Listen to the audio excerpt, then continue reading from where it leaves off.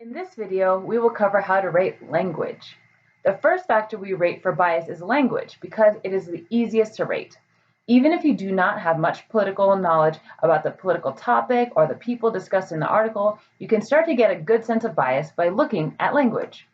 There are two types of politically based language, bias language, we are looking for. One, opponent characterization, and two, political terminology. First, let's go over the opponent characterization type. These types of biased words refer to adjectives used for ad hominem or personal attacks on politicians. For example, if an article applies the words ugly or stupid to politicians, those words are most extreme biased words. As an aside, such words also correlate with low reliability on the vertical axis because they are unnecessarily mean and therefore fall into the category of unfair persuasion. You should be able to determine whether adjectives as applied to politicians are fair and neutral, or whether they indicate bias. Typically, the most neutral articles will refrain from using any adjectives to describe a politician, because even objectively provable and benign adjectives typically provide some small amount of judgment. For example, saying the visibly tired candidate or the excited candidate provides a bit of judgment and therefore bias. Use your best judgment to determine the degree of bias that the words provide.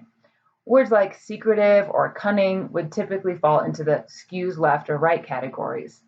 Words like lazy or vindictive would fall into the hyperpartisan categories. And more extreme words than that would fall into the most extreme categories. Use your context clues and personal values to guide your decisions.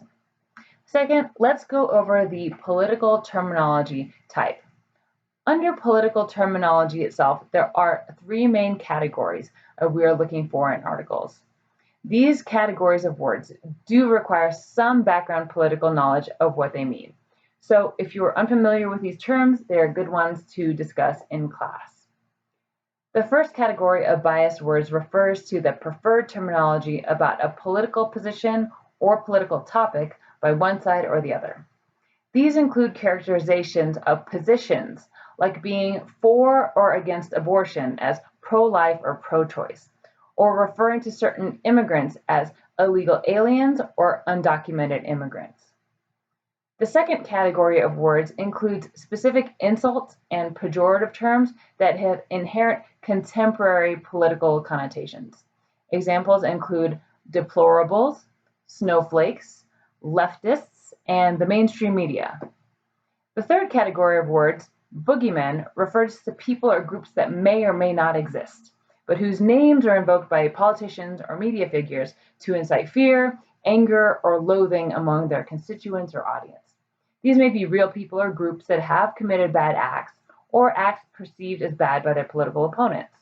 However, they transform into boogeyman terms when they become used as abstractions of these acts. They transform into some sort of common enemy. Examples include terms like the Muslim Brotherhood or the 1%, the deep state, and big pharma. Look for the presence of these words and then use what you know about them to determine whether one side or another tends to use them and how extreme they are.